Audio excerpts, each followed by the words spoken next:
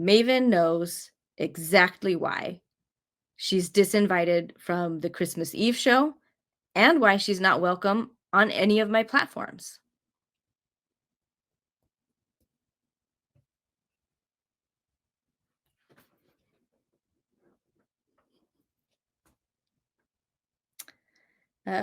So yeah.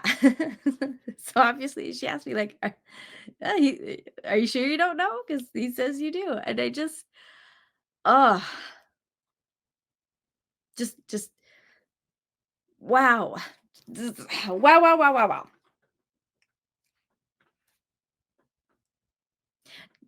Those words hit me just like in the chest, like a fucking cannonball. And still didn't tell me what I did. Oh, okay, like first of all, there was no disinvited. I was invited. There was no communication, any retraction of said invite. But at least I finally know one thing concretely. Like, I don't have to worry about disappointing RFM by not being there. Like, quite the opposite. Like, at least I have that. That's what I was looking for in the first place. But I also didn't know like was banned from all the platforms. Just like, oh, okay. Yeah, it's it just made, like, a bad situation just already worse, and again, like, I have no idea, but apparently, like, he thinks I do have an idea, and again, like, I'm back to feeling like, am I losing my mind? We're clearly operating, like, in very different realities at this point, like, my god, like, can it get any worse? Like, I'm afraid to ask at this point, right? So alright, so after this phone call with this, like, mutual friend, like, it ended pretty shortly after that because like, she didn't have much more to add, and I didn't have any guesses. All I could say was just like, "Nope," like, I still really don't know. I really don't know. Um, yeah, I didn't have anything to say, but I did have a lot to cry about, which I prefer to do alone and not on the phone with people, so yeah, she heard it though. She started to hear it in my voice. Like, I remember she just said, "I'm so sorry, Maven." And that helped actually. I know sometimes we feel like words like that can seem like inadequate, um when our friends are sad or something, like we wish we could say more, but I mean even just that, like I felt very seen um and understood by that. So um we kept texting back. I get a bit, she because now she's invested, she's curious, right? Like it's got to be something. Are you sure you don't know? Like she would ask, and she's the one that guessed. Like, is that I think it's from leaving Mormonism live, but I thought like no way because we've talked, we've texted since then, and, time flies. I remember her saying, like, "Wasn't that just, like, just, like, a month or 2 ago?" And but, like, no, by Chris this is, like, 6 months, like and I saw RFM. I saw him in person at Sunstone, like, everything seemed totally fine then. There wasn't anything, that gut feeling hadn't started yet. So, like, that's why this whole time I'm thinking, I had to have done something recently. So, like, even though we haven't been talking, maybe I said something on a different show or podcast that he found offensive. I don't know. And so anyway, this friend calls me back a few hours later. She called RFM and she got the scoop. She got more detail, and finally the mystery is solved, sort of, more or less. You know what? You guys get to be the judge at the end of this. This point's gonna be the weakest part of my narrative, I think. Um, I mean, everything up till now, this is all like my point of view and what I'm experiencing and heard directly. But now at this point, we're getting this story heard like third hand. Like you're getting it from me, that I got from this friend, that she got from RFM. So like and it's been a couple months since this conversation happened. So if RFM were, to want to like deny everything from this point on, he very well could. Like you'd have to throw our friend completely under the bus and, like, make her out to be a shit stirrer and liar. I have 0 reason to believe that she would have made any of this up, like, at that time, that so I yeah, that's not even, like, a possibility in my brain, but anyway, I wanted to voice this caveat, right? RFM was not willing to talk to me directly and still has not at any point it's all of this started. Um, so this little, like, literal game of telephone is the best I have to understand and work through all of this. And so, yeah, it's the best I have to share with you. At this moment, all I can say is, like, everything else that I talk about from here on after, like, will accurately represent just my understanding currently of what happened, and this understanding in my mind influences everything else I conclude and, like, everything else I have to say from this point on. So if I've got some basic facts about this wrong, then I could change a lot of opinions that I'm going to share because you know me, I've got some opinions. It does go back to when I left the show. My understanding is that RFM characterized my section of the Draining the Swamp episode 182, as an unhinged, off-topic takeover of the show for a personal fringe political belief. And then when given feedback not to do that, I threw a tantrum and threatened to quit if they didn't use the show to platform my fringe beliefs. And then, when they refused, that's when I quit. And then I was graciously given a few minutes at the end of episode 186 to say goodbye, and that's all I was supposed to do, apparently.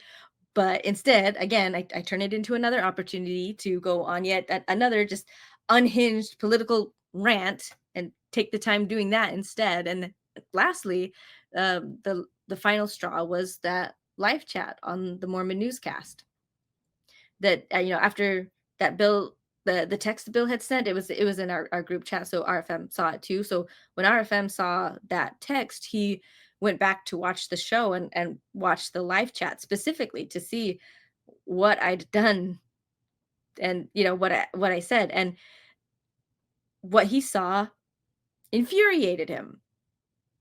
That's the one word, like, I confidently remember being told, as this friend is relaying this to me, right? Infuriated with me, how I treated this, like, particular live chatter. And that he's never seen them again in the live chat, and he even passed on the username. RFM kind of, like, summed things up with this assertion that, like, clearly I cannot be trusted um, on any show, on any topic, without these hysterical political takeovers. And while I think that our, RFM's opinion is a big part, I think Bill was also 100% on board. Like, they're two peas in a pod, you know? Um, I texted him saying, like, I just found out about this thing with RFM, and do you feel the same way? And I got nothing, and still haven't. So, but I'm a bit more willing to take the hint at this point, I guess. So, yeah, but that's it. There, you have it. That's it. That's the answer. That's what I did. Um, eh, or is it? Is that the real answer? Okay.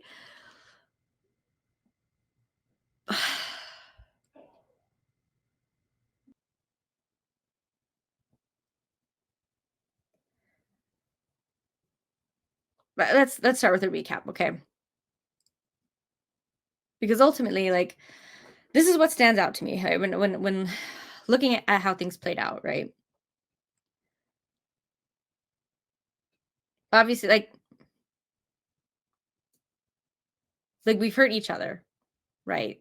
Um, but how did both sides respond, like, to that hurt, right? When when I felt hurt by Bill and RFM, like, I arranged a conversation, like, to express that as clearly as I could. And I spent hours beforehand, like, preparing and putting all of my thoughts down so that I could do it properly, right? I used clarifying questions and statements. I requested for Bill to, like, forward me the emails that he got, and, I just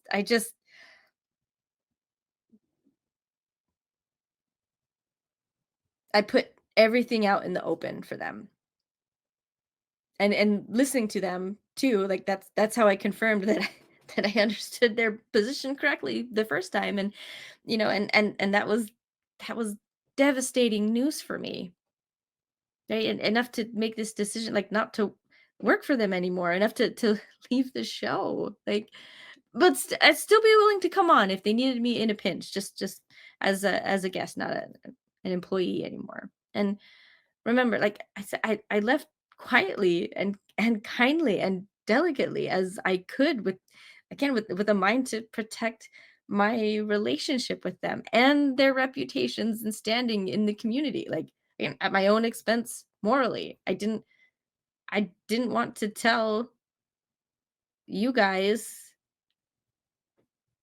that they told me not to talk about it anymore, because I thought that that would affect them, and that would affect them financially too, like, but I was, affected financially, like, I lost a source of income, and also had to, like, return the very nice equipment donated by a generous supporter of the show, and so, like, even though things were never going to be the same between us, like, I did feel differently, like I said before, but I still wanted them in my life, like,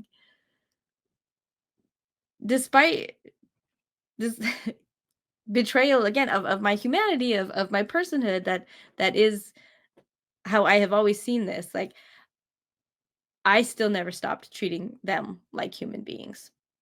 But when the situation's reversed, right, when they're the ones being hurt by me, zero effort to communicate literally anything. And, yeah, we're not talking like little things. This is like going full no contact and a platform ban with no warning for either. And to be invited on to a show that I was never welcome to be on in the first place, and no retraction. Um, I still, like, I'm still inclined to give the benefit of the doubt, and just think it was just a mistake that I got lumped in on that invite. That was not something I had considered at the time, that RFM never meant to include me in that. Yeah. Given this narrative, RFM, it goes way beyond the, like, the personal side. It's just the no contact, like, because it's just so gross. It's just this, the implied indictment of my overall credibility, like, and mental stability, right? Like, it's just such fucking predictable misogyny. And, like, not even the accidental kind, like, this, not like, but, where, men are learning and they're trying to be better, and, sometimes there's, a comment like, that doesn't land well, like, this is fucking low. This is the deliberate kind, right? It can't just be like, this is RFM's issue, right? No, nope. The problem is Maven, and that Maven is an unstable, hysterical female, AKA a crazy bitch, right? Maven's voice is useless for any show topic now. Unstable, unpredictable, uncontrollable, and therefore completely worthless. On air and off air. Just trash. And why? Like, why I skipped that part. I went straight to this, like, comparison, like, between how, like, we each treated each other, like, our responses when hurt by the other, but even when you look at the source of that hurt, there's very, very different triggers, right? Bill and RFM still don't see me as an equal human being like I thought they did. And I just I just wanted to be seen and treated as an equal human being. That's ultimately what I wanted. and that's not what I got. Like, that was my betrayal. I just think that I deserve the same rights they have always had the privilege of enjoying without threat, like in perfect comfort their whole lives. And I really don't think I'm asking much. I really think that the bar is really fucking low in what I'm asking for. But like, how did I hurt them? I embarrassed them by advocating for my rights, and by leaving the show. I rejected them. They never asked me to leave the show. They wanted me to stay, right? And just shut up about this little topic over here, right? So they could keep some donors. And instead, I mostly shut up by leaving the show, right? Again, it was not their idea and it wasn't on their terms. And I didn't completely shut up because I talked about it 2 more times on their platforms in the next 6 months. Like, the first time was, like, a month after the initial, like, the Draining the Swamp episode, like, a month after that, that was the first repeat. I brought it up in my goodbye to Mormonism Live, right? Like, again, as the reason for the goodbye, and then 4 months later, the second time in the live chat on a different show, the Mormon newscast, when RFM's top story was about reproductive rights. So, clearly I've gone off the rails and I'm out of control.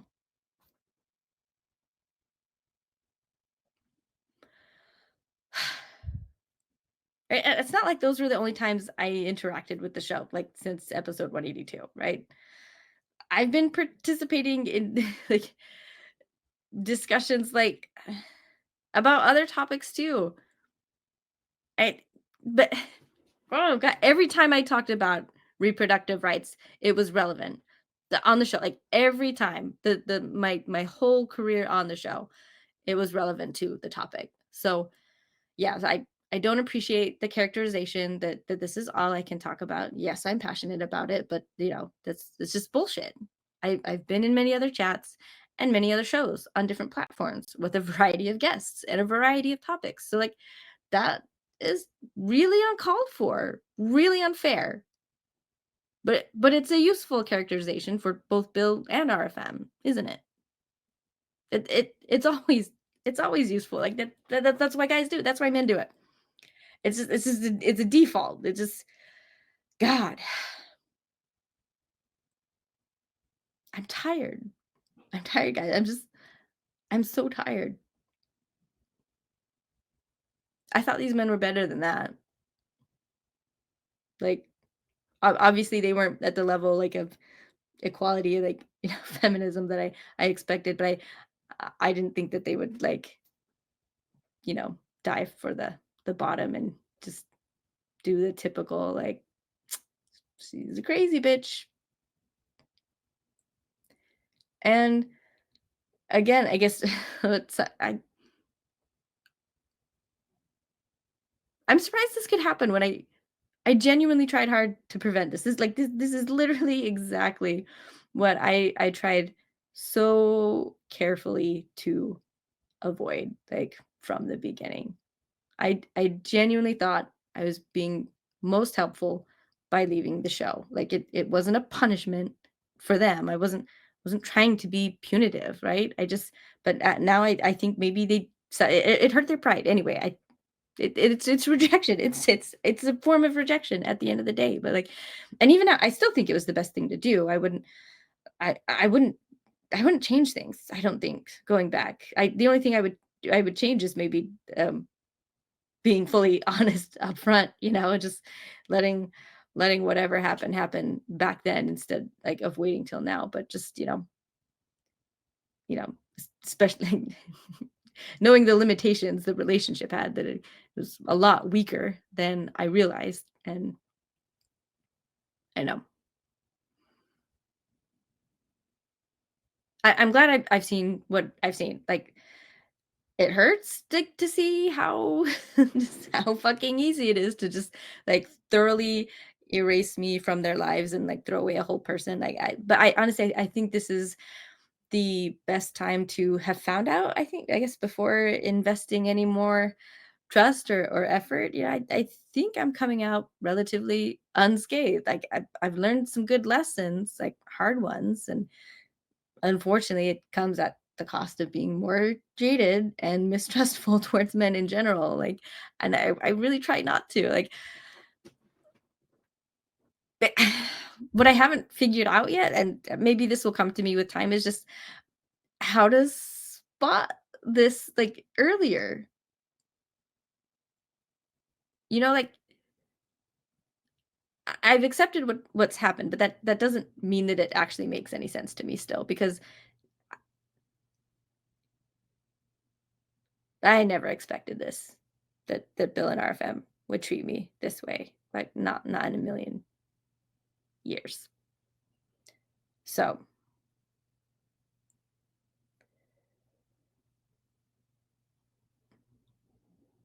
anyway, I disagree with RFM's portrayal of my behavior and character.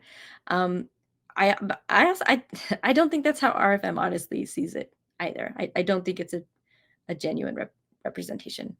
Of course, I don't know. I don't know what's in his mind, and I pointed out previously, we don't always know what's in our own mind, right? Um, I I think I'm being treated this way because of I think cognitive dissonance is what's allowing RFM to get like want to distance himself and maybe start believing his own bullshit.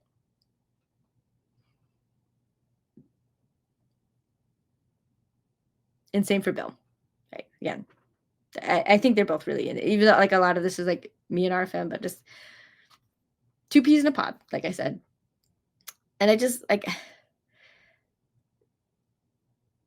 the way you can tell, when people are experiencing cognitive dissonance, or like, there's some kind of like mismatch in like values versus it always comes out in the behavior, like I was pointing out with reproductive rights. And I will continue to maintain that my behavior on the show has been and always was consistent. I didn't radically change anything.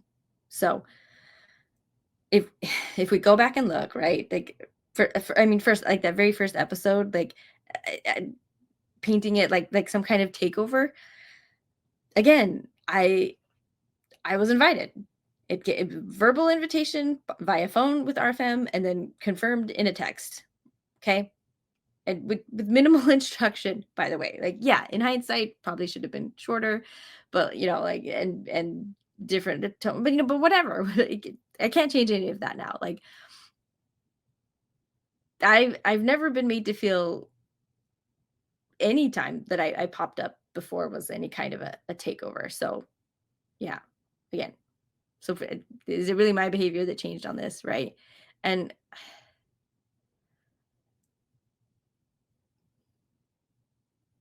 like one of my earliest episodes, like that they had me on after my unmasking was, I think it was episode, I think the number is 64. That was with Nicole.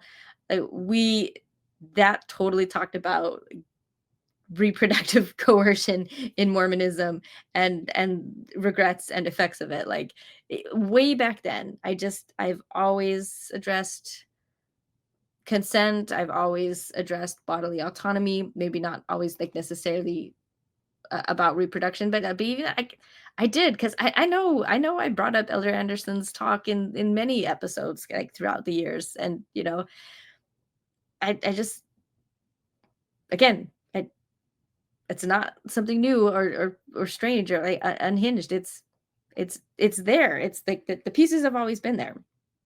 And then again, and this was in a lot of the emails too. This like it's not related to the show BS. Like that's what some of the criticism was. Like this has nothing to do with Mormonism Live. Like this is, and people were complaining about that. Like, but it literally was. The episode was to address critics, right? Their fallacies, ad hominem, the dishonesty, the general tomfoolery that we expect from these guys. Like that's what Bill and RFM did addressing Ward Radio, and that's exactly what I did for Jacob Hansen. And okay, speaking of the devil, right? If RFM is accurate, okay, about that, my motivation for this episode to be a deliberate takeover for this, like, completely off topic, like, not related to Mormonism, unhinged, like, fringe political opinion, all blah blah blah, all under the guise of addressing critics to try to like shoehorn it into the show, then like how fucking lucky am I that a rising clout shark and worst new podcast bro apologist for the church on the sea, like, just so happened to have recently criticized me, like, from the other side of this totally random fringe political belief system that has nothing to do with Mormonism, right? Like, what are the odds that he would give me the opportunity to very unique opportunity for this kind of a takeover, right? I mean, clearly, like, Jacob sure thinks it's related to the gospel because it is. Like, and his entire platform and public persona, like, it revolves around defending the faith. So unless he just like happens to be going on this like weird tangent, the way that Maven is, like, I think it stretches reason.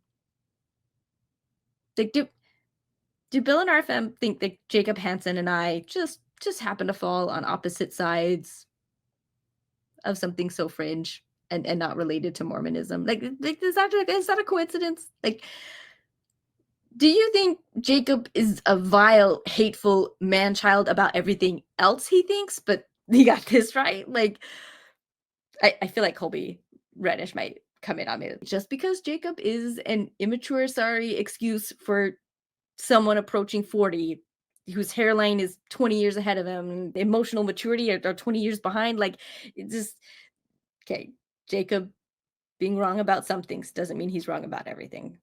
I understand that, right? But it's a fucking clue. I think Colby would grant me that. I think he would agree. Like, it's something to consider. Okay. Do you guys really think that, like, Jacob, someone who struggles to answer a simple question about consent and autonomy in subjects like child marriage, like, do you think he has a better handle on consent and autonomy for pregnancy, for women's reproductive issues? Like, it's fine if you think so. I just want to know how the hell you get there. Again, another point of confusion for me. Like I'm taking crazy pills. Like, I got censured for handing Jacob's ass to him because a couple donors also got their asses handed to them vicariously. And if so, they deserved it. I have no regrets. Right. And then again, it's this not related to Mormonism. Bullshit. Just bullshit. Why did Bill do an episode on abortion? I think it was for Morbid Disc, maybe Almost Awakened, like a couple of years ago. Like, if it's not related to Mormonism, why does the church try to control and even discipline for reproductive choices? Like, why did you guys cover a story on a protest rally for reproductive rights? Because it's not like it was religiously motivated. So what does it matter? It's because, like, they know damn well it is religiously motivated. Like, it's not just a coincidence that Mike Lee has the little fringe political thing, like, that RFM was covering it because he saw it as a direct conflict between church and state.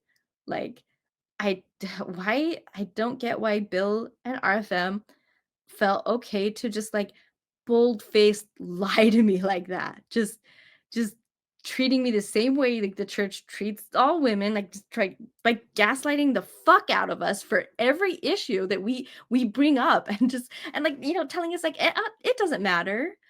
That's not central to what I'm doing and what, it's just that's a side thing. Women's issues don't matter. Can you not bring them up to the brethren? Can you just shut up, right? It doesn't matter to them because it doesn't affect them. But it affects all women. That doesn't stop men from deciding that it's not important. So it's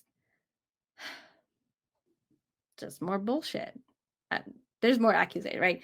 The accusation that I can't talk about anything else, like, I just I can't anytime I did, it was always related to the show, like, somebody, like, else helped bring it in, like, I didn't just come out of nowhere, like, and strongly related too, because I think it could be just as fine for me to have brought it up if the topic was, like, tangential, like, but none of these times were, like, it was directly related. All of these 3 times, 3 fucking times that I hit this subject strongly.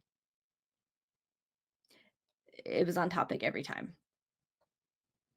Since when does having, like, more knowledge and passion on a particular subject mean, like, I can't talk about anything else now? Like, again, like, has my behavior actually changed, right? Am I really so different than I've always been? Am I really unhinged? Is that fair?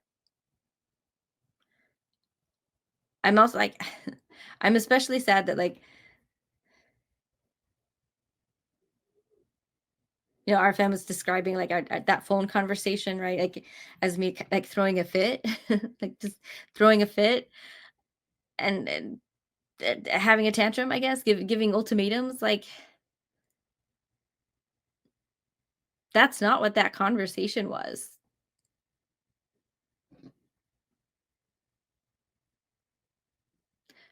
I put so much effort into that conversation because it mattered to me, like, they mattered to me to, have have a really serious discussion, like, and I just I it hurts all the more knowing too, like, that this was specifically addressed at the end of the call.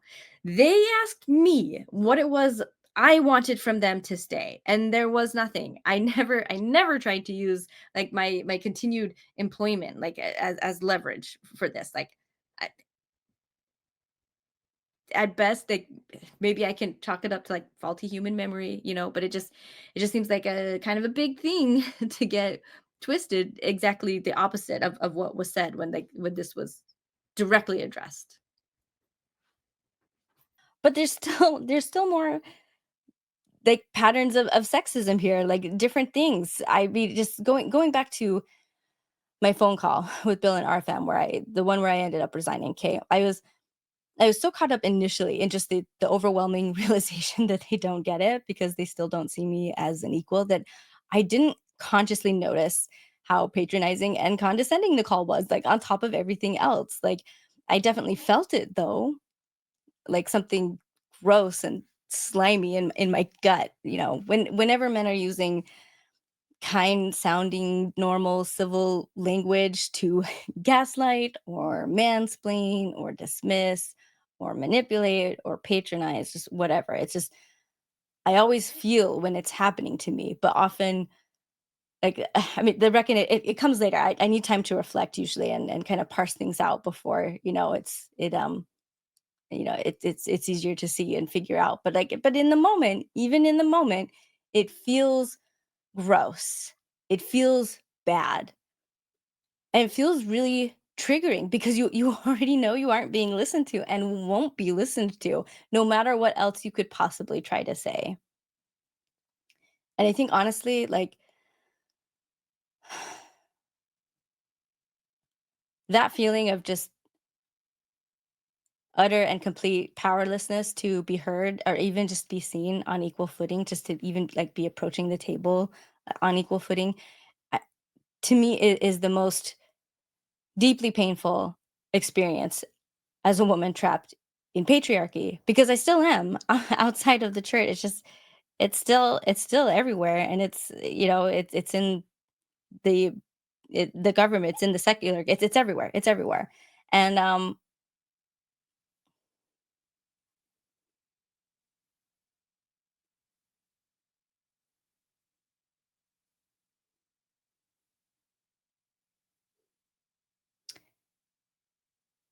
it just feels like, I don't know, just like beating our heads against a wall, or just shouting into a void, and nobody's listening.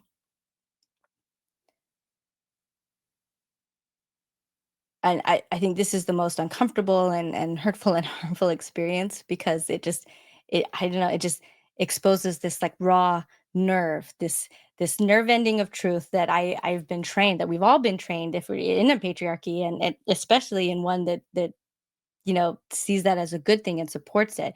We're all trained to completely ignore and deny this truth. As a female, I ultimately do not matter unless men grant it.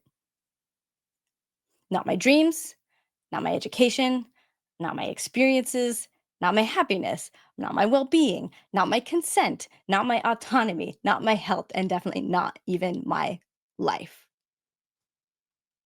And I can't do anything about it. There's, there's nothing I can say.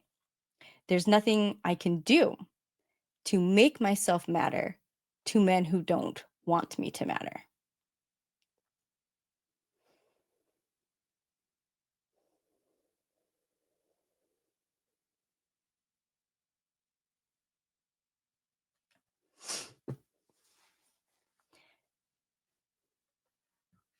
I mentioned cognitive dissonance before. This is a source of it for me, a significant source of cognitive dissonance because um, at this point in my life, I believe I do matter inherently, equally, in a way that my gender has nothing to do with at all.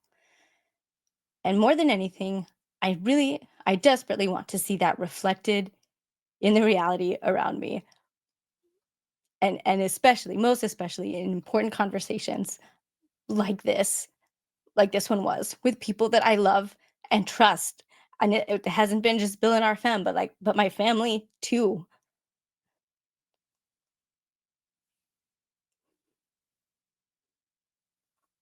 Because I thought they felt the same.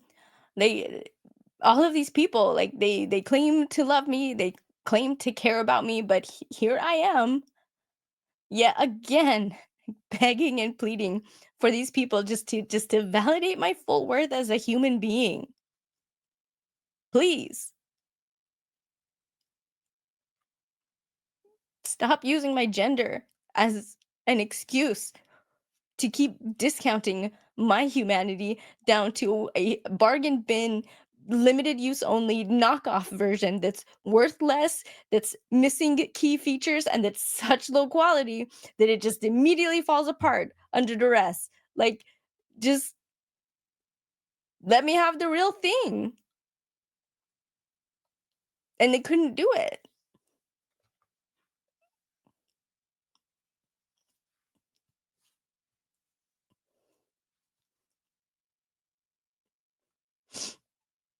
Not when I'm like telling them like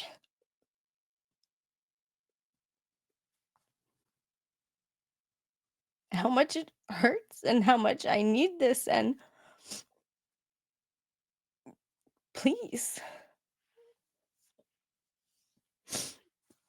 And the sad truth is that every time I have a conversation like this, like I already know.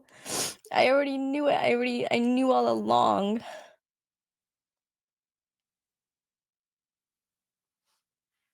I just didn't want to believe it. I didn't want to face the truth,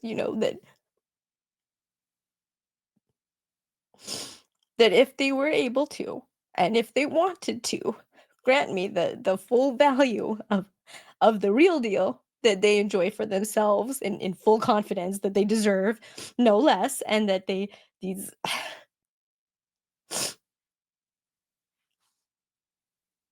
these conversations would never have been necessary in the first place. I wouldn't have even had to approach it. I put myself into these situations, these tragic situations in the first place because I'm hoping to prove to myself that my delusions were real and that my gut was wrong. And like even if they couldn't recognize it in themselves, that equality for me was definitely in there somewhere. And if we could just talk, if they would just give me a chance to explain how important it is to me, then maybe I could find the right words, those right words again to say that would just unlock their hearts so that they could freely share with me that full equal regard that they didn't even know they had for me and until I helped them to see it. But the truth is, like, it isn't there. And like I said, I'm powerless to change it. There's nothing I can do. There's nothing I can say to make myself matter to people on the same like default level that they get to start on when they see like my natural starting place as somewhere beneath theirs. They they have to be willing to pull me up to their level if they want to share that equal footing with me, and I can only stay as long as they allow it. Any any ability I have to approach the conversation or influence or collaboration of any kind with equal standing, it comes at their sole discretion. And anytime they don't want to, whenever they dislike or disapprove of what I'm bringing to the table, they can always drop me back down to my natural station below them, back where I don't matter and I don't have a say, because they've already kind of pulled rank essentially, which just automatically cancels me out anyway.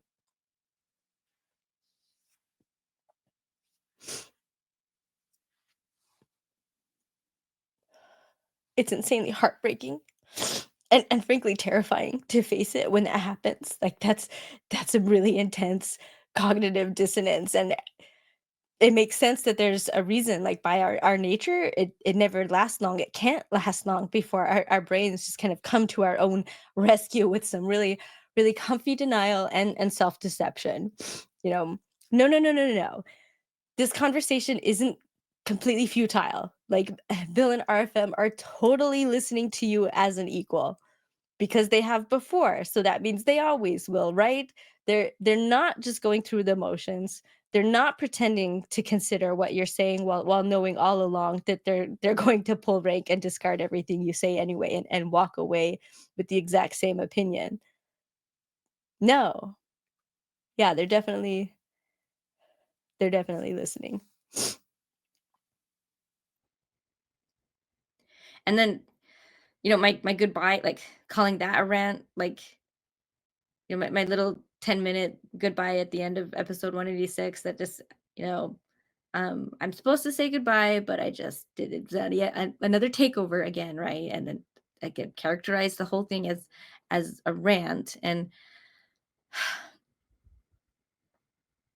I'm just sad now. Like I put so much effort into focusing on my relationship with them. Like again, and I'm holding back the potentially damning information, like for them, and that was the majority of it. But now, like he's calling the whole thing just a political rant now. Like I I do regret most of my goodbye now, but for different reasons than maybe they do, because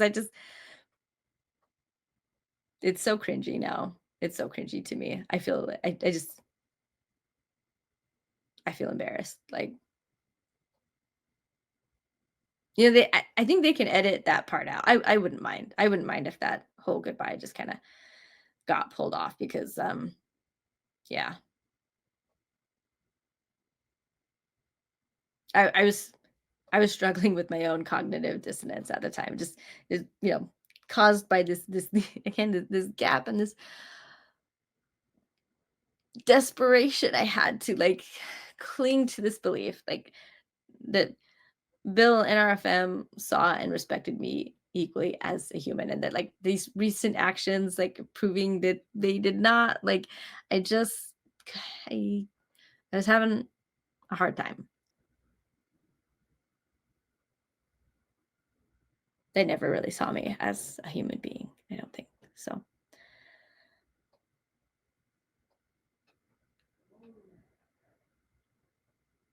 okay, let's talk about the chat, the live chat on the Mormon newscast on the very last Monday of October 2024.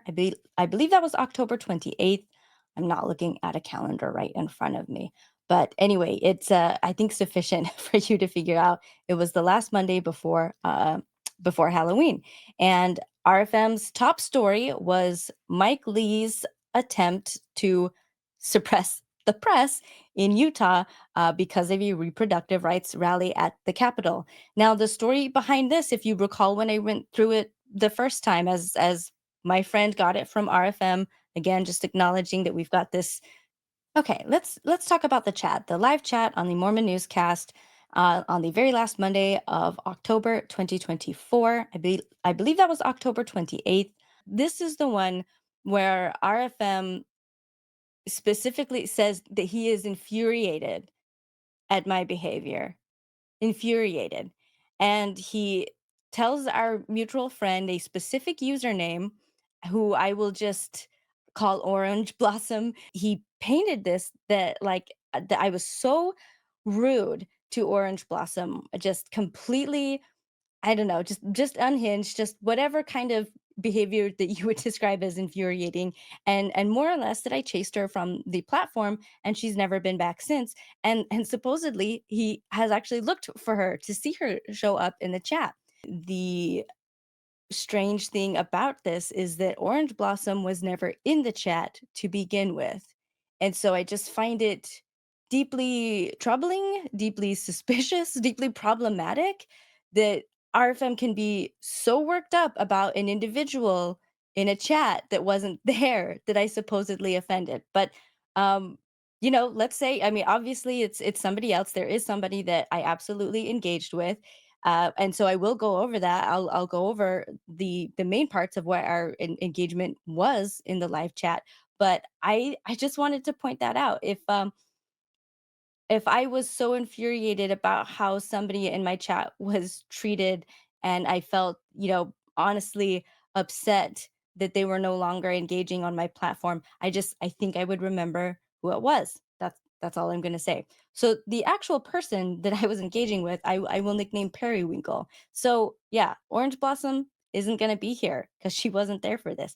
We're going to look at Periwinkle, and I'm going to summarize. But Periwinkle, as we will call her, is more on the pro-life side of things. Obviously, that's why I'm getting into it with her. So just pointing out, the two super chats that came in during this time are pro-choice, pro-rights. So when I start getting into it, first of all, Periwinkle was not engaging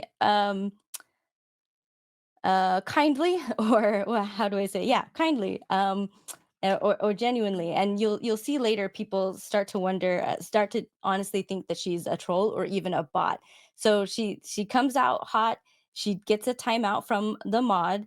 I do not have mod privileges at this time, and so I will show on screen here, um, just as evidence for it, the one of the mods there in the chat specifically expressing that she wishes that she could make me a mod. She doesn't have that level of access though. So anyway, so any moderation activities done, to Miss Periwinkle, I did not do. I'm making that very, very clear.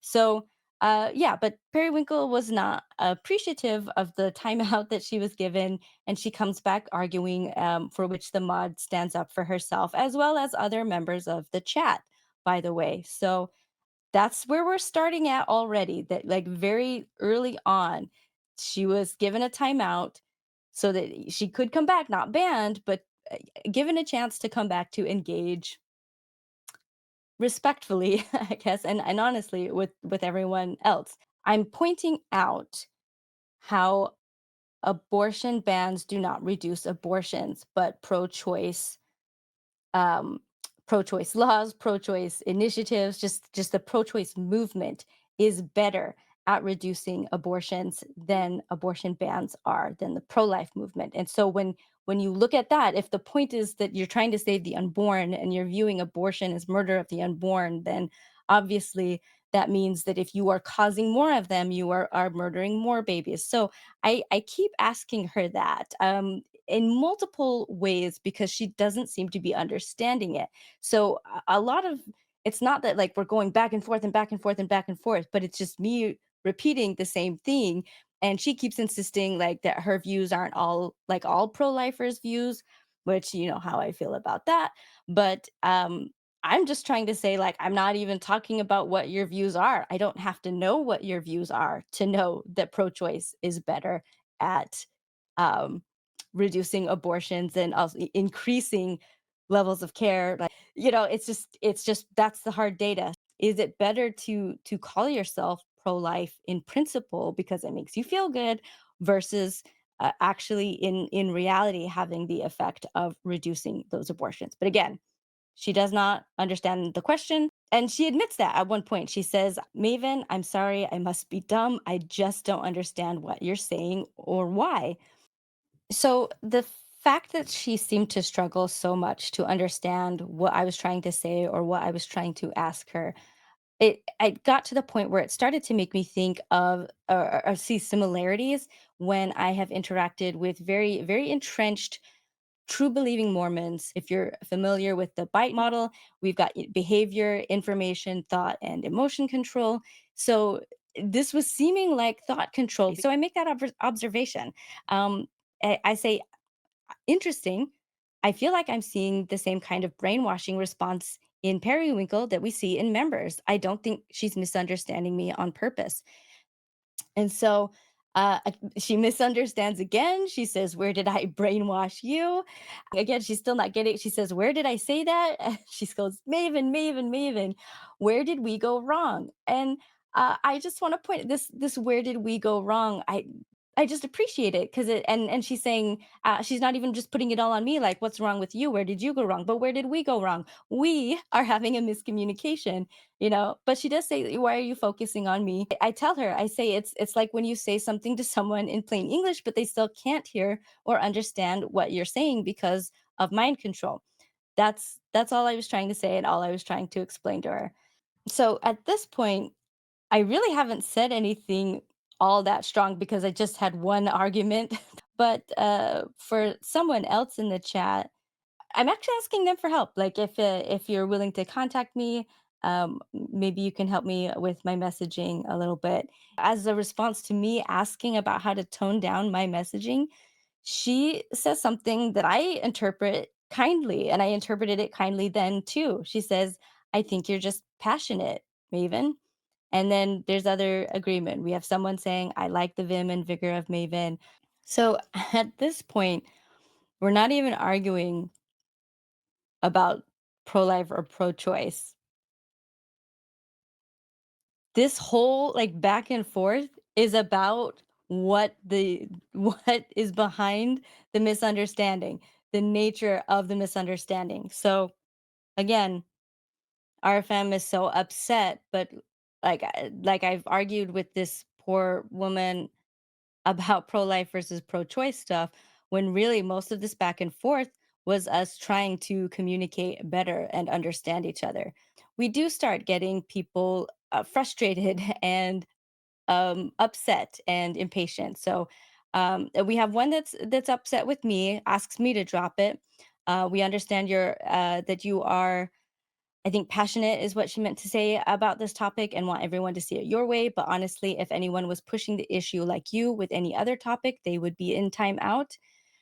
Someone else, that was the only one that I saw that was directed towards me. The rest were directed towards Periwinkle. It seems most of the chat was more frustrated with her than with myself.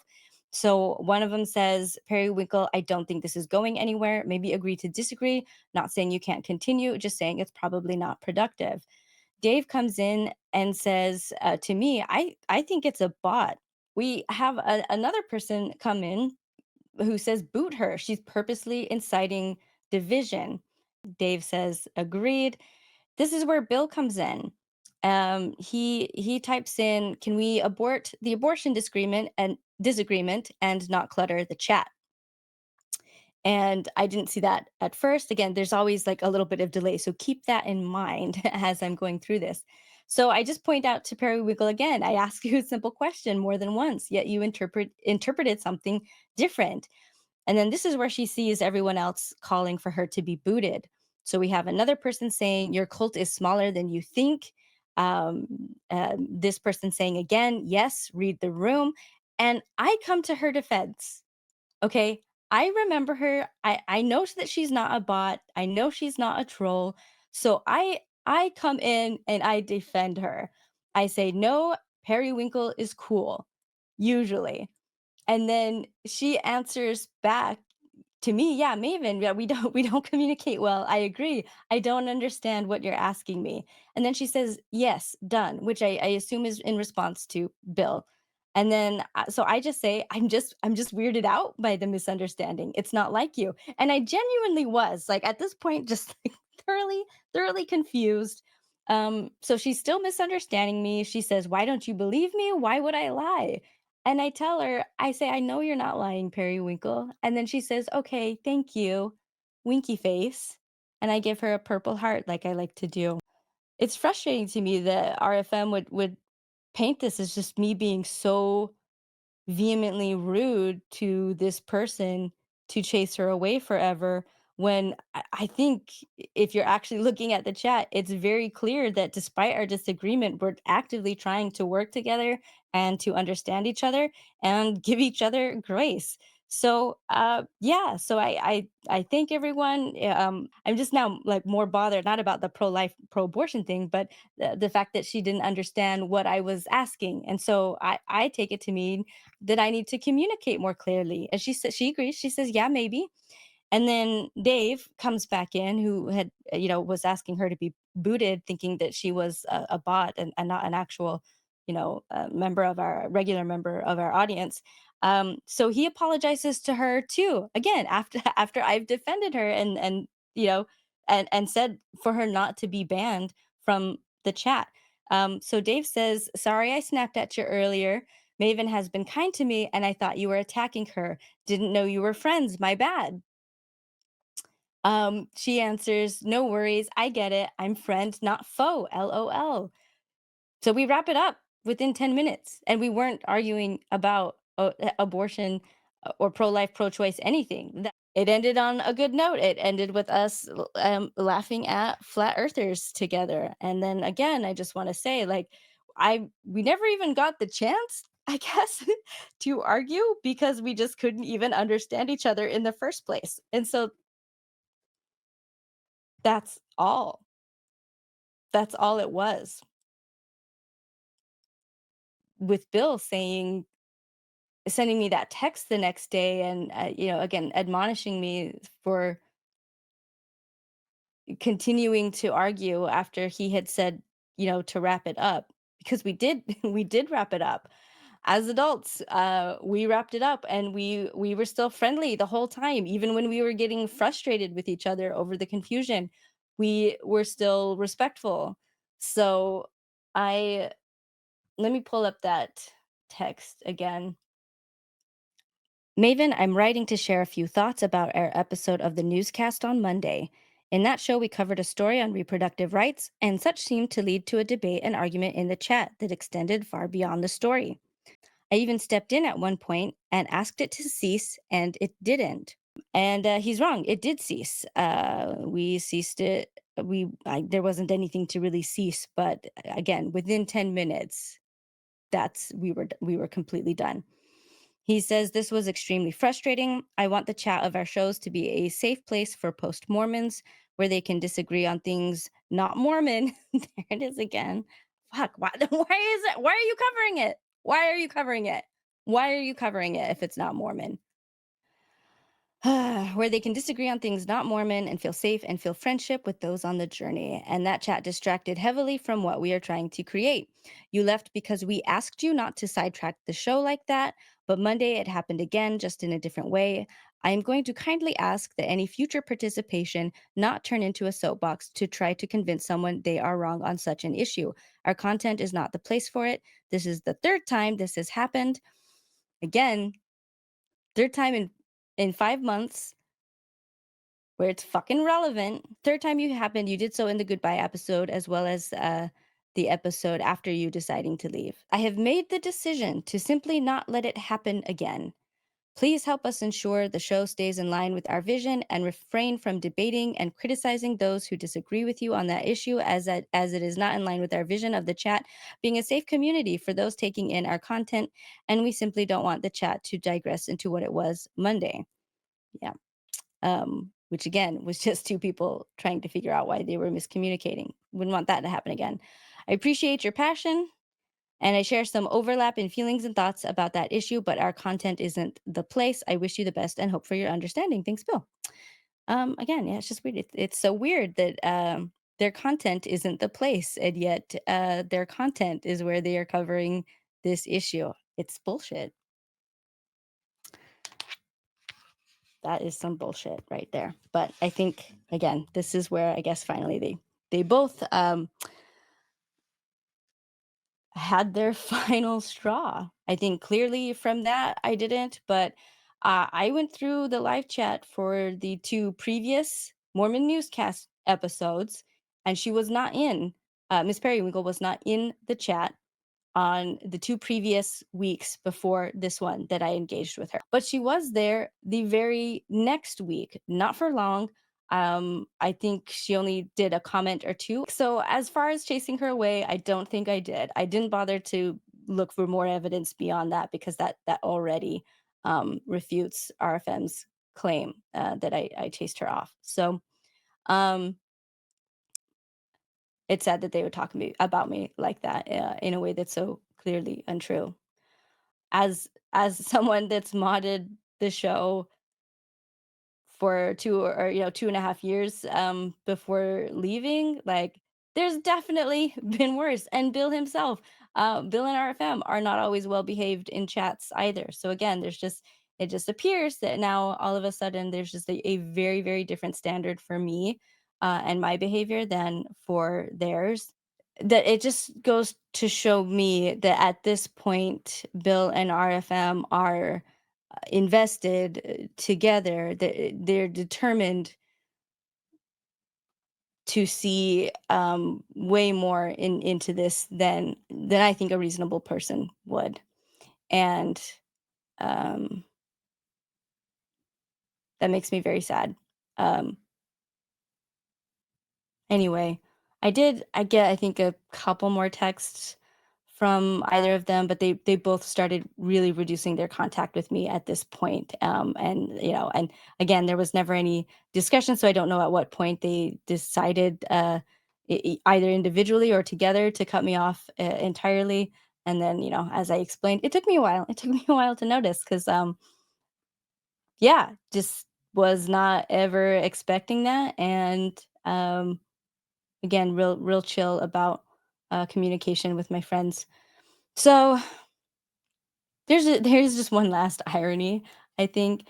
Um, if I'm correct about this kind of being the final straw with them, before they just determine me that I'm incorrigible and beyond any hope, can I just point out the irony of this episode being the reason?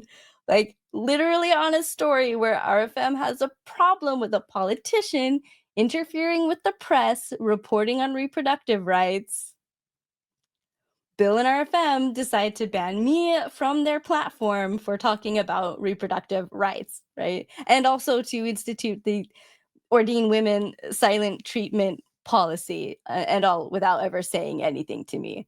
Like, are you guys, I mean, I don't know if it's amusing is the right word, but it's just, God, it is so ironic. It's really,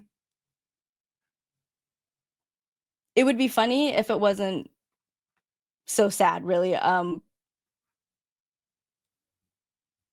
the bottom of doing this is just, I don't know, just some, I feel some real, like, hatred and contempt towards me, that both of these men have, that is, you know started to grow in them at some point. Again, I think when I not just from our different views on um what's so appropriate to talk about, but also from me leaving when they weren't expecting me to.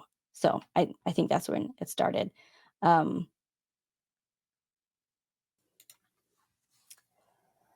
so that's the explanation, allegedly. And yeah, I am, you decide. I I have decided that, to me, it doesn't, the accusations don't follow fact, and yeah, me thinks the men doth protest too much. That's what I'm seeing here. I'm not buying it. Um, I think it's just the same old misogyny. This is something that I forgot in talking about the phone call. One of the arguments Bill and RFM brought up was to say, like, look, there are ex-mo women who are pro-life. I mean, and like in the emails that were sent, I think 2 were from men and 2 were from women. So Bill said something like, if he were to platform my, side, then it should be fair to equally platform theirs. Which again is just another astonishingly ignorant thing to say that shows how little they grasp this issue. I will reiterate again, this is not an issue between like abortion versus motherhood, okay? This this is, can we fucking trust women to make their own health, reproductive, medical, and literal life or death decisions for themselves? Or should the government own the rights to make those decisions instead? That's what the fuck this is. So, you know what? But I'll give it to Bill. It's true. There are ex-Mormon women who are still pro-life. I interviewed a couple, and interestingly, by the way, when we discussed other issues off air, like feminism in general or the church's problems enabling and covering up sex abuse, including of children, they still held a lot of beliefs in common with believing Mormons and were generally misinformed on those subjects as well as they are in reproductive rights. And this was really shocking to me because I honestly had thought, being like Exmo, that we would have a lot more in common than just like this reproductive rights issue thing. And I guess I was surprised, but maybe I shouldn't have been, at how much we did not have in common. They were far more Mormon to me than they were ex-Mormon. They even used the same arguments, okay, that members use to defend the church, when it comes to like the sex abuse cases and the cover-ups and just all of it, including clergy penitent privilege. Okay, these women are fully just deconstructed from Mormonism. Okay, we're not talking PMO, not physically and mentally out, not still going for a husband. Their husbands are also out, right? They're deconstructed from organized religion. Period. So it's not like they've just gone from Mormonism to like Baptist or evangelical. Like, no, like they're completely out, and yet here they are still, standing up for clergy penitent privilege and mothers of young children to boot.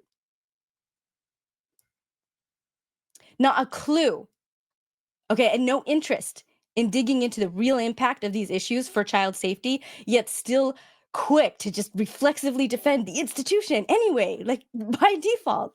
I am sure it's a coincidence that they happen to be pro-life, on top of all of that. It's just totally not related. It's not like all of these issues stem from the exact same root cause, which is a consistent choice to uphold systems of control by men over women and children at the cost of the blood and suffering of the women and children. Yeah, it turns out, look, misinformation, misogyny are difficult to root out. It takes a lot of deliberate work and diligent effort to unlearn things that you were taught your whole damn life. You don't just leave Mormonism and just automatically like shed all of this like toxic, gender roles bullshit. You have to work at it. Okay? Clearly not enough men are rising to the challenge, but we shouldn't be surprised that it's not automatic for women either. Even women have to work to root it out. But you know what? Bill and they could decide to platform this kind of internalized misogyny if they wanted to. Okay, it would be unusual because they never have before. In fact, as I saw it, the shill has purposely been built around doing the opposite. Okay, in the past, they've acknowledged all kinds of just shitty internalized beliefs from Mormonism, but to call it out, not to platform it. So I don't know why they would want to start now all of a sudden. I don't know though, because Bill really seems to be getting into kind of like both sides arguments when it comes to really problematic ideologies and behaviors, or holding certain leaders accountable for their actions, especially if they hurt people. So yeah, maybe so it's maybe more possible than I would have thought. I'm being sarcastic here, but it might not be all that impossible for Bill to take the channel this direction if he wants to. Maybe he wants to be more like Jared Halverson and say this side is like, way too hateful, but this side is way too tolerant. So let's find a divine middle, right? I think that was Jared's words for whatever. Whatever. But yeah, go ahead, bring pro-lifers on. But don't stop there. Why not bring on trad wives too? Like, but bring Exmo trad wives who still know that their proper place is at home and not at work. Okay.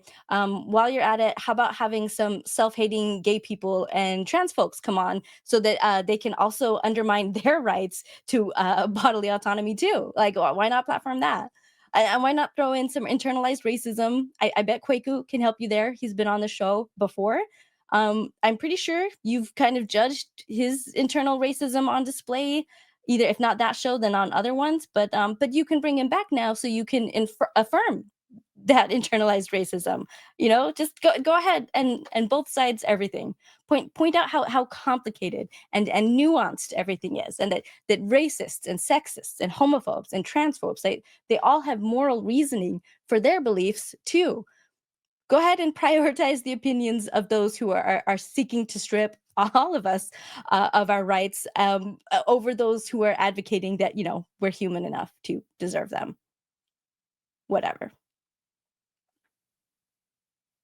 They had a chance to stand for equality, but they chose to benefit from more patriarchy, and not just passively either, but actively, because the path to uphold their professed value of equality with women required zero work from them. Like literally all I had to do was to do nothing. Just, how about not silence the one woman on the show who constantly addresses and brings up the inequality and injustice?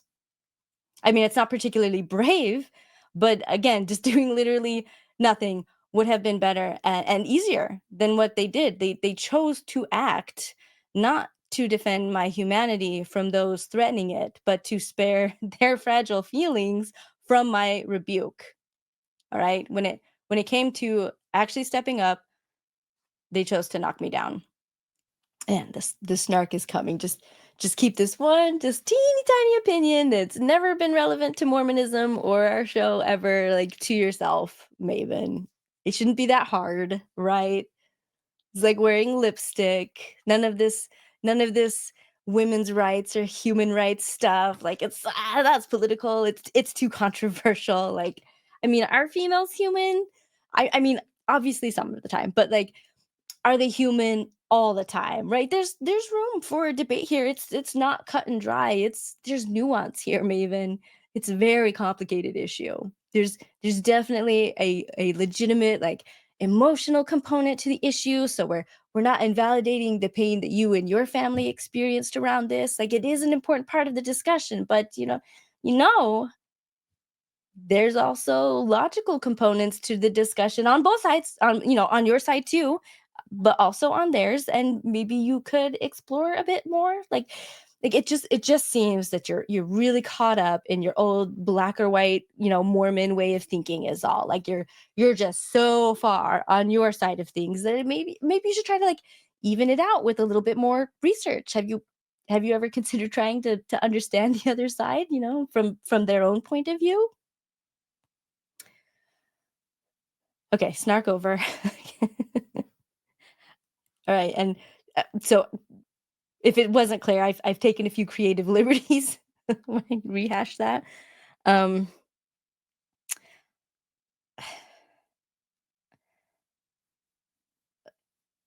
Not as much as you would think, maybe. I mean, obviously, like, they didn't bring up the lipstick quote. They wouldn't have said, like, "Hey, it's easy to shut up like it is to put on lipstick." So that was me. That was me. That was me being sassy. Um, they they definitely wouldn't say, like, okay, we admit females are human some of the time, right? But the rest of it's pretty damn close, you know? There's room for debate. It's not black and white. There's nuance. It's complicated. I'm maybe, this implication that I'm not using my critical thinking to full capacity, that I might just maybe be letting my emotions get in the way, just a little, right? and the sense, right, that I'm this radical extremist. I just can't help but see it as a way to minimize my humanity, because they're saying, like, look, in essence, there are some circumstances where it's okay for others to exert control over women's bodies, even in ways that are painful and dangerous and extreme, like forcing childbirth. Like, you don't maybe you don't get to just inherently be safe from others doing that to you if they feel they've got moral reasons to violate you that way.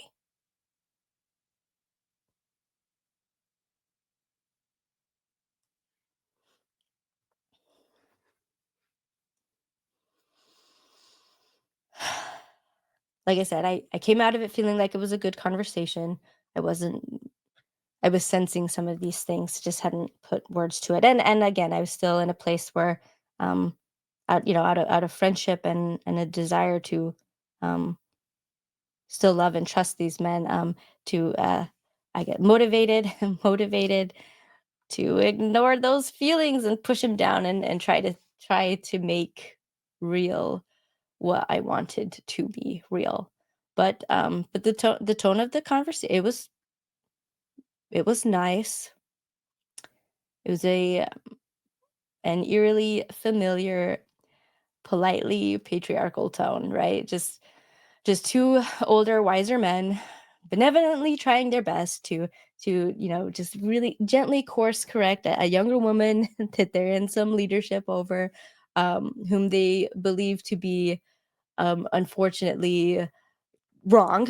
And right, it's totally out of love, right?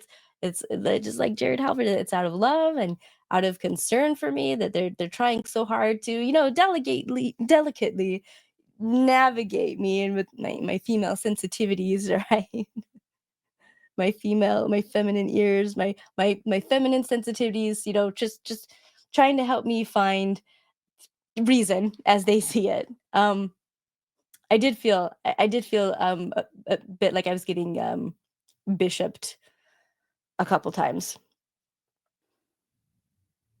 I keep going on tangents. Back to the phone call. I'm just thinking about it now, like that once it was mostly over, and I mean, it was clear we weren't seeing eye to eye, right? And I'm sitting there devastated because, again, I'm just feeling really hopeless and demoralized, and having that last, like, little 5% chance that I was maybe just, like, missing something. I was just misunderstanding. Again, this was just the whole funny kerfuffle, and that we, like me and Miss Periwinkle, just totally talking past each other. Just this last, like, 5% chance that I had just misunderstood the whole situation, just is slipping through my fingers. Okay, I'm sitting there in full knowledge now that Bill and RFM still don't see women, not even me, as equal and human enough to deserve equality with them. Again, better than the average Mormon man, sure, but, at the end of the day, I'm still less than. They still think there's moral arguments for people to control, like, the most private parts of our bodies and the most important personal choices we could make that will affect our families and the entire rest of our lives. And I'm just so sad and so disappointed, I'm so confused how I missed it, um, all this time, that they could possibly feel or think that way. And again, I know more than ever that it's time to leave the show. Yeah, because I lost my spark for it. And I just couldn't even look at participating the same without, like, this weight in my heart. So, you know, I now, like, here I'm wondering, like, what did Bill and RFM think at the end of that call? Did they think everything seemed great? Like, okay, we understand each other.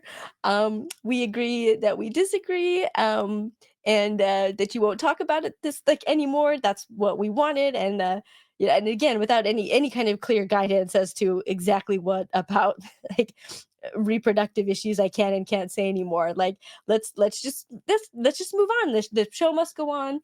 I think they thought maybe they got through to me. Like I'm getting in line, and that's what they wanted. So everything's back to normal.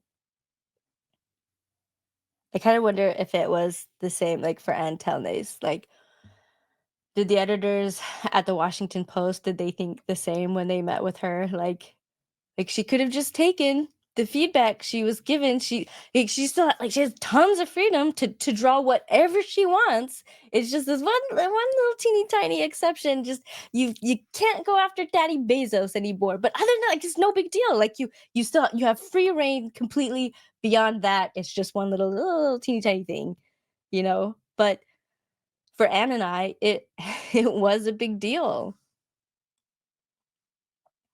Both of our employers dropped just a bombshell on our freedom of expression that betrayed our core values enough to make the job untenable and more or less force us out. Again, all under the guise of right, just workplace feedback and frankly, money.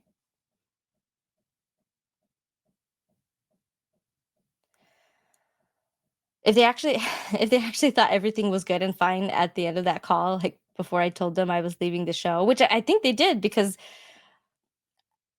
they were surprised. So we misjudged each other. I'm not the only one that that was majorly confused about what to expect. Um, because if they thought that I was gonna censor myself, like clearly they had another thing coming. Because I'm not going to. This is a basic human right. Okay, I'm human enough to deserve it. It was never going to be an option for me to just to be banned from bringing that up again, even if it's relevant, because again, they conveniently decided that it wasn't ever, couldn't possibly ever be relevant. So I left, and though they acted friendly at first, I think that exit. I think it started to fester into this resentment inside them the more time passed, and I think that's the explanation for at least RFM. And again, I assume Bill is just right in line with that. This just really villainizing and unflattering portrait of how things went. And I'm just really disappointed and surprised that that's um it didn't turn out the way that I thought. Um I know, like, when it comes to reproductive right, I haven't been as deeply affected by this issue as women who have been forced through a pregnancy they didn't want, and a childbirth against their will, or who have been mentally or physically damaged or disabled from these policies. They cause women to lose fertility. There's just all kinds of ways that you can be permanently harmed by a pregnancy that goes wrong, obviously aside from also dying from it. But even outside like of being directly impacted by a dangerous pregnancy, like again, like I said before, this isn't about pregnant women. It doesn't just apply to pregnant women. It's all women, and I'm not the only one to still be deeply impacted by having my rights stripped by the Supreme Court, and my status as a citizen of this country to just be downgraded and less protected. I know I'm not the only woman to be overwhelmed by hopelessness and fear for the dangerous environment our little girls are growing up in ever since Trump just like opened the floodgates for just this rampant overt misogyny in this country. It's been growing, but it just really opened the floodgates. And I know I'm not the only one who knew exactly what the consequences of the reversal of Roe v. Wade was going to be, that Dobbs decision. I'm not the only one who got sterilized to protect my life and my body from government overreach and control. And even men too, like men, have certain men have recognized the seriousness of this. And I feel like Bill and RFM should have been able to, and I feel like they should have cared about me enough, I think, as a human, as a woman,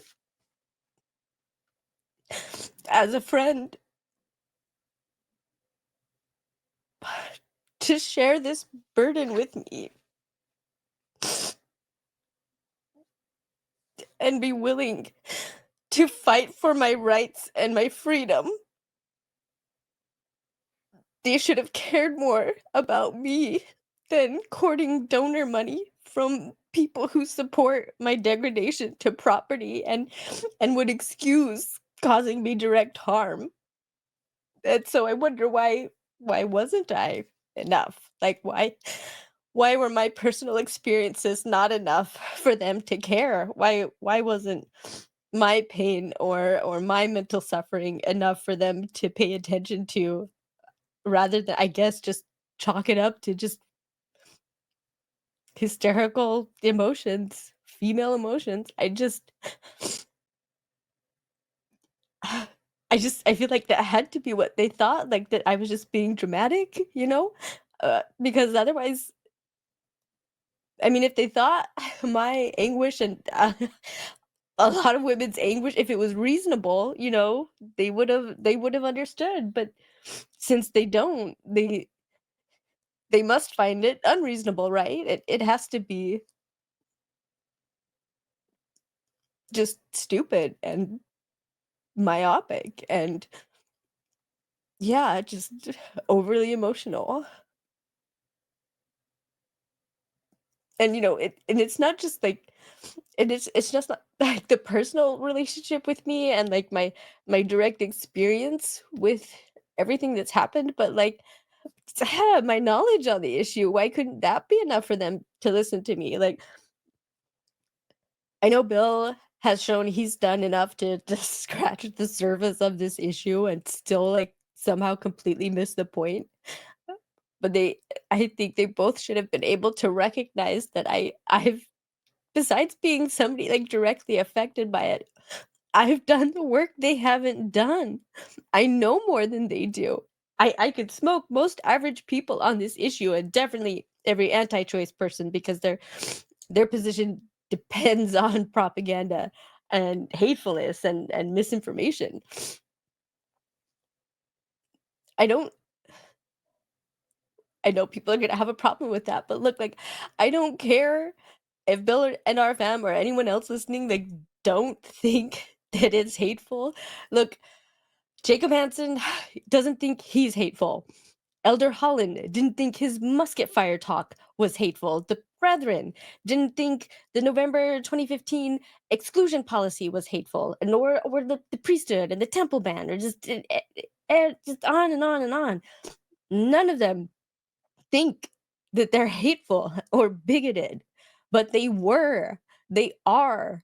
Like, objectively, this is supportable with data, with evidence. Like, and it's the exact same for this issue. It's no different. So just why couldn't they trust me? I just why damn it, why am I never enough no matter what I do or how much I know?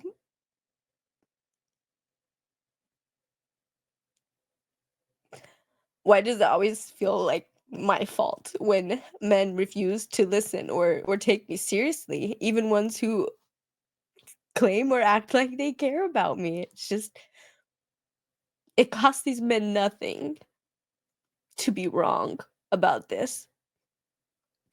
Nothing. But for women, there's a fucking lot to be lost, you know? And like I said, for some women, it's a death sentence. But I guess not enough women, not enough. There's a high tolerance for suffering and death of women before men deem it a problem or worthy of attention, let alone the outrage that it actually deserves. And I just want to know why. Just why? Why is it so fucking hard for men to give a shit about us? Okay, let's talk about reconciliation. Some of you may wonder if there's hope for reconciliation, as have and friends of mine that I have spoken with. And I know that some of those friends are maybe going to feel bad about this part. So if you are a friend of mine who has said any of the things to me that I am about to go over, or if you are a viewer, and you've maybe been tempted to say or comment something similar, I'm not judging you. Like, I would say the number of people when, like, hearing this story in, you know, in full or in part, but, especially in full, who have expressed hope for reconciliation is interesting to me, right? And then, after that, the number who felt like, addressing their behavior in an episode that, that I would do this made them really sad and feel like I'm essentially burning bridges at any chance, any hope in the future for a reconciliation. When this whole conflict started, I went out of my way to be try like to try to make sure we understood each other. I went out of my way to have a very difficult conversation for me to have, and I made a difficult decision to leave something I love and lose a source of income over it. I acted against my integrity in a way that I haven't really done in a while since leaving the church to try and preserve a relationship with Bill and RFM, and also to, I guess, shield them from any potential public scrutiny or blowback from this.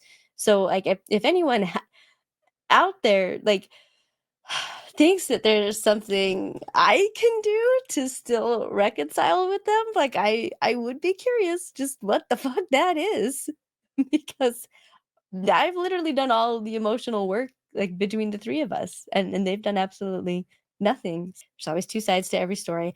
But I feel like they started this over sexism, and I think they've treated me quite cruelly. There's nothing I've done to deliberately hurt them at all. And not even this episode is to hurt them. It's so much there's just so much going on that's bigger. Um I just I don't even know. I don't even understand how anyone thinks like that I even have the ball that it's in my court, right?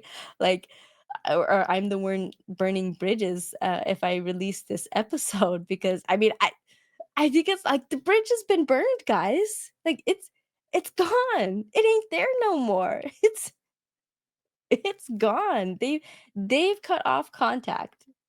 They're completely ignoring me. And one way to look at that is a boundary, right? It's a pretty clear boundary. Why keep trying to defy a boundary to keep contacting them if they're still not interested? Why is this still on me? Ugh, I don't get, like, why should it be on me to, like, keep, like, reaching out to them, just kinda, like, convince and coax and coddle them, like, into treating me with, like, a bare minimum level of decency. I think, honestly, I think right now, um, ignoring me outright is the bare minimum of decency that they're capable of, sadly. I'm still able to give them more credit and benefit of the doubt than they're willing to, give to me, and I'll still talk about them. I still reference episodes. I'll still reference, and not just ones like that I was in for Mormonism Live. Obviously, those stick in my brain a bit more. But there's a lot of good stuff. I have no problem recommending certain ones to people, especially if they're new. And a lot of those episodes are getting to be a couple years old now. Um, and I don't think they've, like, mentioned my name, at least publicly on air, since I've left, or at least since they, decided to cut me off. But I think the not mentioning me, I think it goes further than that. I'm not sure. If you know of something, you can share, let me know. But, um, I think they pretty quickly went to, like, I don't know, kind of disowning me in a way, as if, like, I never existed, and that erasure is very sad. But I guess, I mean, if it's the best they can do, if is follow the adage, like, if you can't say anything nice, don't say anything at all. Like, maybe, again, like I said, that's where they're at.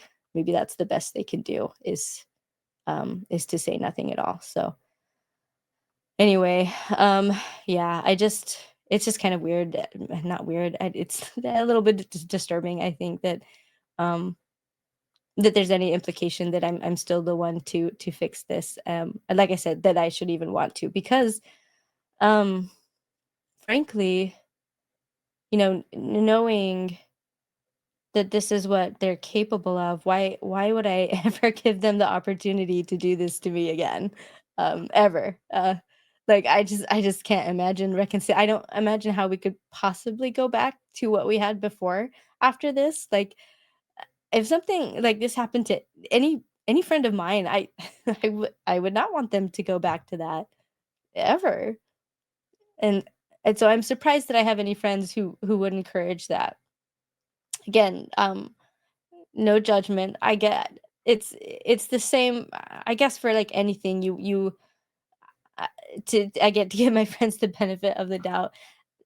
They're wanting for me what I used to have, before all of this happened. But again, it's just not real because this has happened now. Things have gone the way that they've gone, and so there is no going back to, what used to be there. There's reconciliation won't, you know, bring that back. And luckily, I'm at the point of my life now where I feel like I have the confidence and clarity to see this for the abuse it is, even if some don't. And there's no excuse for it. There's no excuse. I want to express clearly from here on out that I have no desire to reconcile. My trust in these men has been broken far more deeply than just like way beyond mere disagreement. So if you're my friend, if you consider yourself a friend of mine, or a fan, or just any level of care or concern for me, please don't ask me to fix it, and please do not try to fix it for me. I Many friends have asked if I'd like them to reach out to Bill and RFM and try to make amends, and I have always said no, thank you. Not everyone has listened to that, and if any of you listening feel the need, the desire to try anyway, I'd like you to consider a few things, okay? If you are tempted, I'd like you to consider that your desires may be another example of the problem of misogyny that I've been spelling out the whole episode. That you cannot trust me to think and feel and act reasonably in this situation that happened to me, not to you, and that you think your limited understanding that you've just gotten from this episode, compared to what I've actually been through, that your understanding is greater than my own, and justifies that kind of meddling or interference from you. It, it would be patronizing to say the least if you attempt to do any such thing. So I prefer you not to. And then also I consider that your desire for the relationship to be repaired might be more for you than for me, because for me it comes with more cost and future risk than any benefit I could get out of it. I think trying to repair this behind the scenes will hurt me far more than it will help me. Um, so again, I'm just asking you to think about this, and I'm really asking you to please don't. This wasn't just a personal conflict over like a misunderstanding. I've said it multiple times, so I it should be really clear how I see this. And again, this is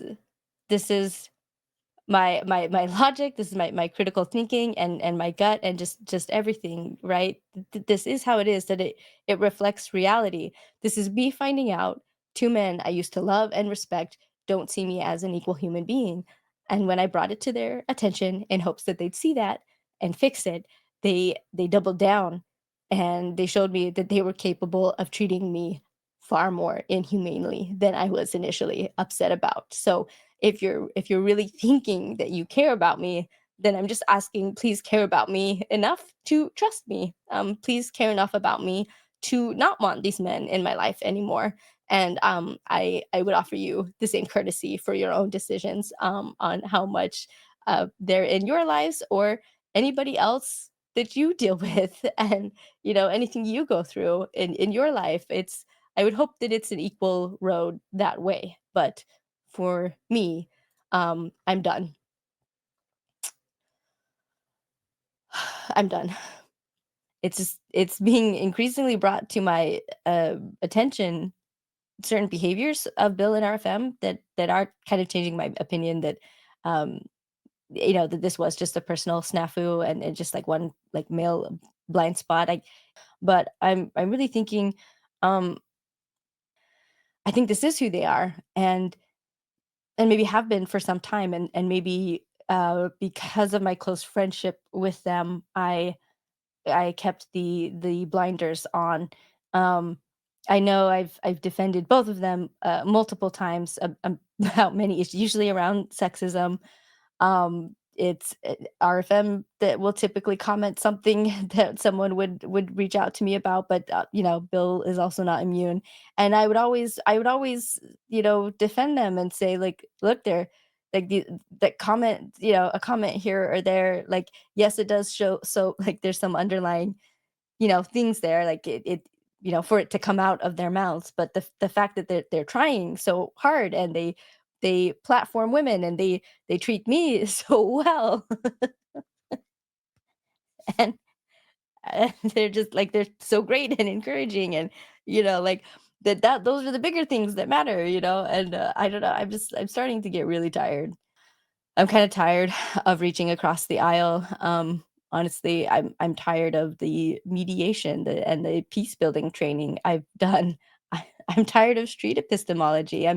I'm tired of the idea of serving the people, like, willfully hurting me in hopes that it will, again, earn for me privileges of being seen or listened to. Because I'm just really thinking it doesn't work. Um, I'm getting tired of trying to understand where the other side is coming from, um, because, like, it's just so that they can keep ignoring where I'm coming from. It has to be mutual, and, if it's not, if the effort isn't mutual, then I really think there's only harm in trying to do it one-sided with people who aren't interested in stepping to meet you, in the middle. They want you to step towards them to meet in the middle, but they don't want to match that. And I just, man, especially, like, with the election, things that just, I don't want to support any person or any institution that undermines my rights as a human being, or anyone else's. It doesn't, I want to be the kind of person that it doesn't have to directly affect me, for me to care about. I hope I have that empathy, um, and curiosity to find out and learn about these issues, and not just sit in my ignorance, I'm actively avoiding and cutting out as much as I can from my life that, appears to, not hold those same values. And so, again, it's not a perfect effort. There's some things that are just a little almost too big to really fully, boycott or stop from using in my life, but I'm giving it my goddamn best, and that, that includes finally resigning from the church as well. I know I've talked about this before. I didn't really care much, just because I knew, the church still keeps records anyway.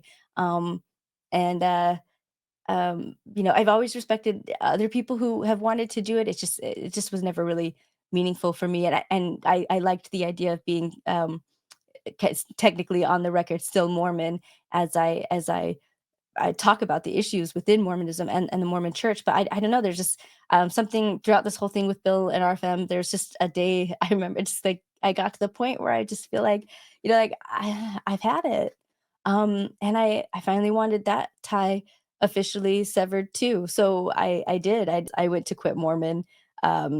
Dot was it .com or .org? Quit Mormon. I just, 'cause, I printed just the paperwork that they have there. I signed it, and I know they also keep track. I like the idea of my resignation being counted by, if somebody, I know the church counts it, but not publicly.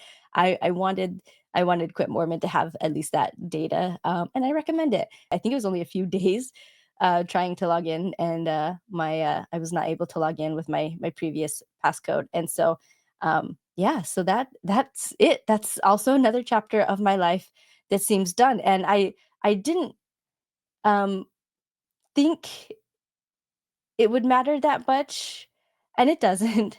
but it did still feel better than I was expecting, 'cause I wasn't expecting it. It just was something that I almost like a chore, an errand. I just wanna get it done and off my plate, and, but, it feels good. It feels good to say, like, I'm not a s you know, at least, from my end, I am officially done with that organization. Anyway, yeah, so that's something I did. Um, like I said, I know Bill and RFM seem to publicly platform my values that, in direct opposition to the bigotry of the church, right? And of course, the douchebag apologist podcast bros, right? I've named them several times. We all know who they are, right? But I've come to believe that, privately, besides just how they treated me on this particular issue, how I think they have more in common in terms of supporting people and policies that are hurting people right now, including myself. I do know that Bill and RFM hold a couple of opinions in common with those guys that they know would be unpopular with the majority of their audience, and I'm starting to suspect that there's a lot more, way more than I'm even currently aware of. And part of that, like, going back to the letter that I read over there, over the phone, when I resigned, if you remember, one of the first things that I had read or said was something about, that I felt that they both weren't being as transparent with me as they used to be, and I think if that's the reason, if that was the feeling, that was where the gut feeling was starting to come in, that just something feels different here. Something is not like it used to be. Um, and I don't know when or how a change happened, if there was, because that's something I've been wondering a lot. Like, have they always been like this, or have they changed somewhere in the middle, like from who they were and who I thought they were when I met them to how I view them now? And I know I some people will claim, they've always been like this, and that maybe I just kinda had, my eyes half closed in the first place. But I do think they're not the same people that I met those, 3 years ago or so. I think, again, I don't know how or what changed, but this could be, I do think they consume a lot of the same media as, like, Ward Radio and Jacob Hansen might. I think they might, like, follow similar problematic influencers, especially ones known for misogyny and being kind of an early gateways to the alt-right pipeline. And I think it's starting to cause confusion, with some of their audience, because I'm seeing more and more people, drop their support for things they've said or posted, and sometimes they contact me to ask me, like, what are they doing? um, as if I know, and I get it, because I think they're going through a version of what I went through. Their assumptions of shared values are starting to be challenged, and they're as confused as I was. Um, and I guess this is the part where I'll say, like, I think it started happening a lot earlier than I realized, and this is just based on the timing. There's a I won't be sharing it because it's a post from a private group, but it's from well over a year ago when I was still on the show. Someone had posted, asking if Bill and RFM were really LGBTQ allies or not. Someone had commented on the post that they trust Maven. She wouldn't work with them if they weren't. She wouldn't tolerate that. And, before then, I had always seen myself as riding the coattails of Bill and RFM's reputations and influence, obviously, like, they're the main heroes, and I'm the little spunky sidekick that occasionally shows up, you know?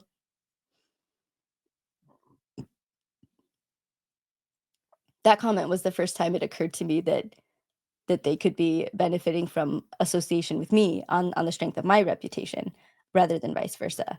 And again, the timing of that post shows me that, um, people were already seeing clues, I guess, well ahead of me. But that commenter, I mean, they were right in the end. Once I knew our values didn't align anymore, I did leave. It was less than a month from when I fully recognized that I was gone. I've said this more than once. I don't think I can say it too many times. All right, I really don't care what anyone else's choices are regarding Bill and RFM. If you're a mutual friend of ours, please don't share anything with them about me personally or what's going on in my life. I think that should be a given.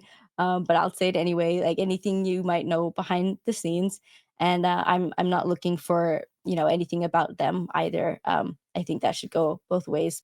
But to move along a little, I want to talk more about the impact. I've already I think insinuated it, but just to really drive the point home, I'm just afraid that there is no point where things can get bad enough for the rest of us that men will collectively say, like, "No, we won't stand for this. We're better than this."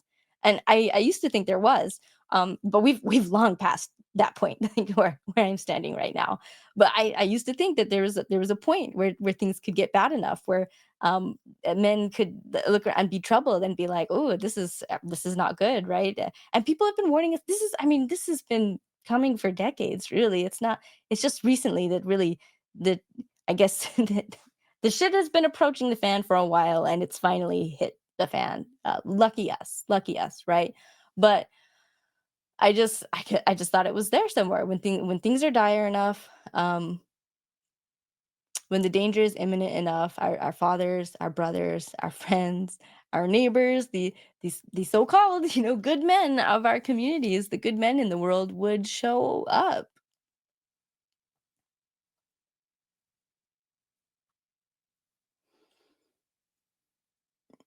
and they're not. And I want to be wrong. I hope I'm wrong, but I get this is what has been so devastating about this experience with Bill and RFM. I feel like it's really this is what it's taught me, and this is why it's affected me so much.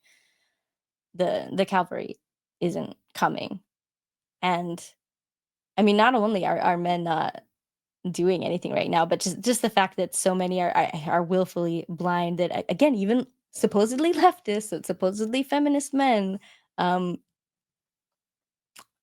seem more interested in choosing to minimize the problems and pretend that they're not real or they're not that impactful or um I just things will work out all okay in the end. It's like that's nice for you to have the privilege to think that, because no matter what, things will be okay for you in the end because you're safe from this.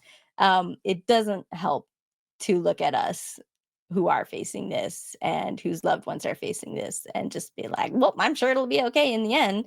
There's checks and balances, yeah, that have been like systematically dismantled, that should have prevented a lot of this stuff in the first place. And yet here we are.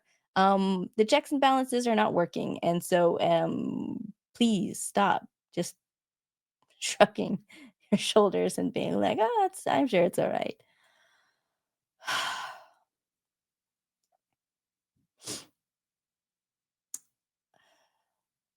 These 2 men have fundamentally altered my perception of the world and of men in general, and in a way I don't know that I can fully come back from. And I'm not sure I want to. If this is reality, I'd rather have a harsh reality over a comforting lie. That was the whole thing with deconstructing Mormonism, you know?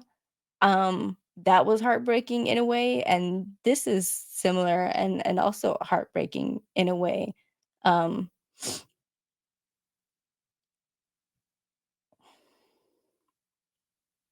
I feel like this experience has broken me a certain way.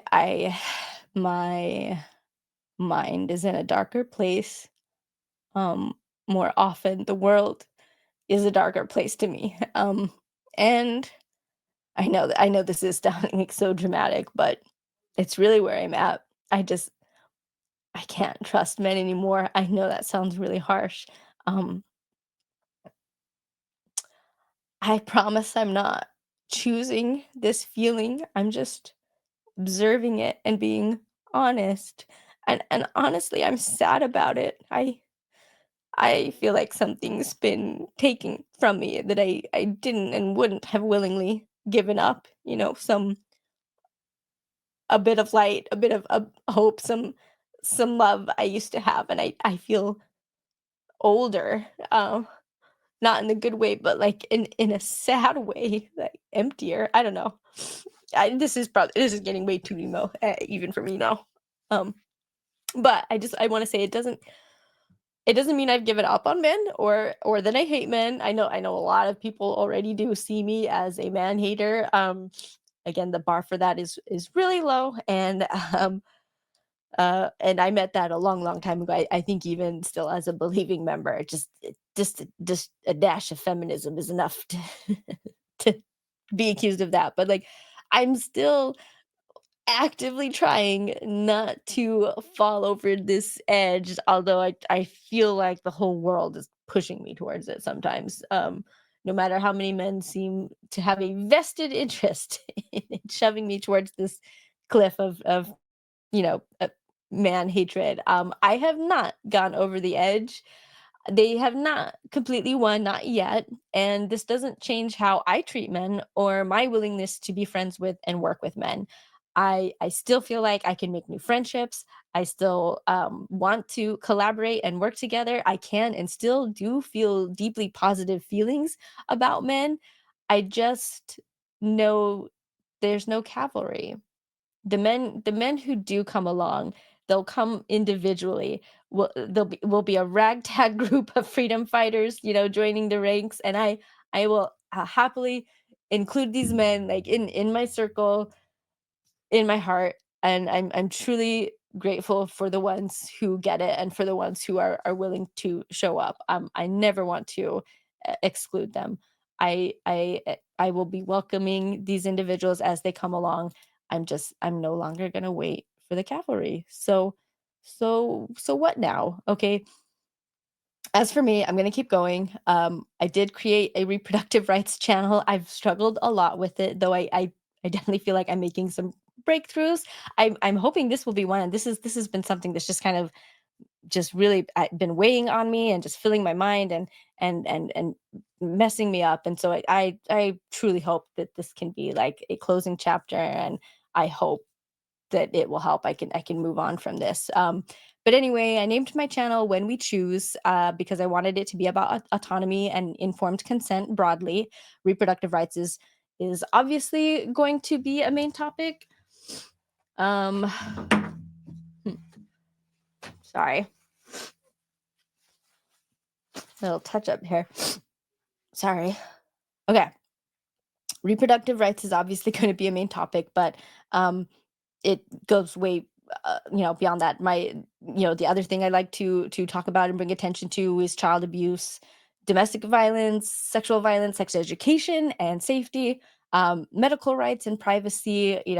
Autonomy and consent matters a lot in the medical field.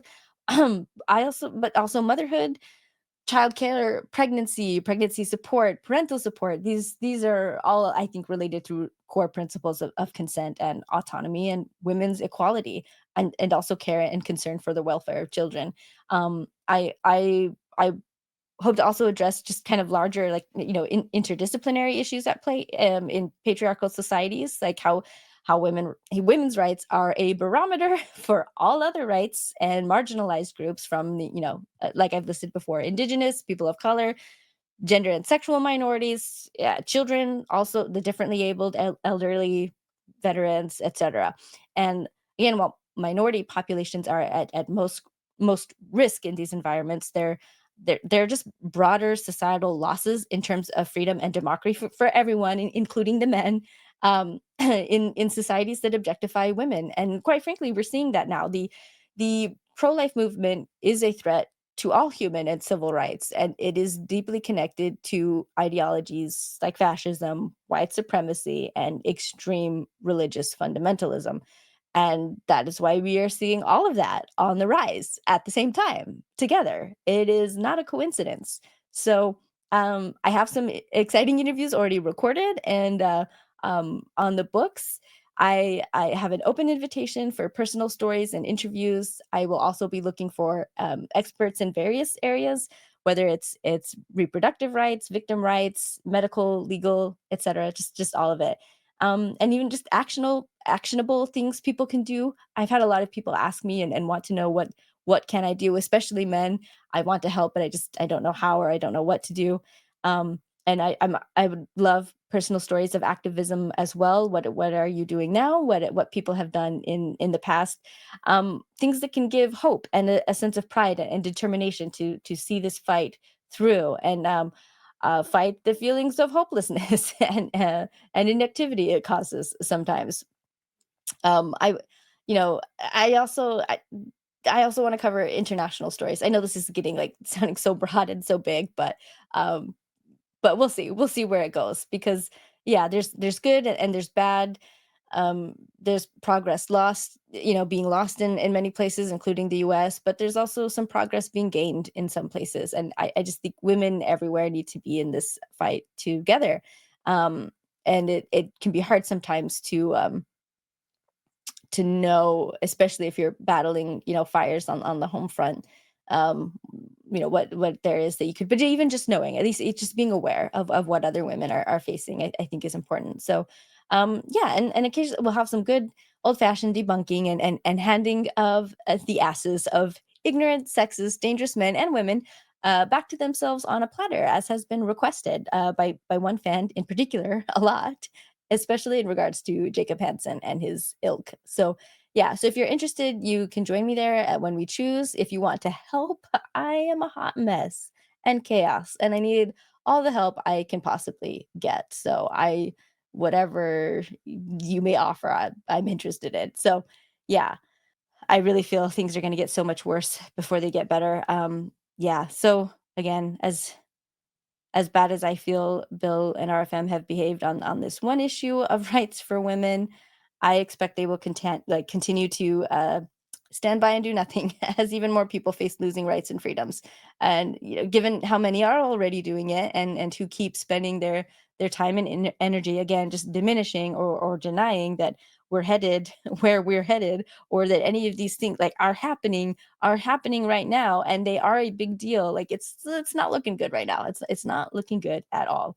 But even if they don't, I will be fighting for those things, and I hope you will join me. So again, thank you for joining me this far and for this ride. And I look forward to your support in the future, and hopefully we can um, really hopefully we can make the world a better place for the next generations. Even people like me who don't like physically biologically have our own next generation to worry about. You don't have to still care about what children are growing up with. And so uh yeah, hopelessness is something that I have felt, is something I feel often. It comes around in cycles, so I try to write it out when it happens and just keep fighting. I mean, I'm just determined, and even if I can't I am determined to be upper in the saddle of the powers that be, that seek to harm me and the people I care about. And if that's all I can do, then I will happily do that. But obviously, I hope I can do much, much more. And anyway, that's enough. I'm rambling now. Thanks again. Love you so much, everybody. Thanks for your support and your kindness, and yeah, just all of it over the years. I love you. Thank you again.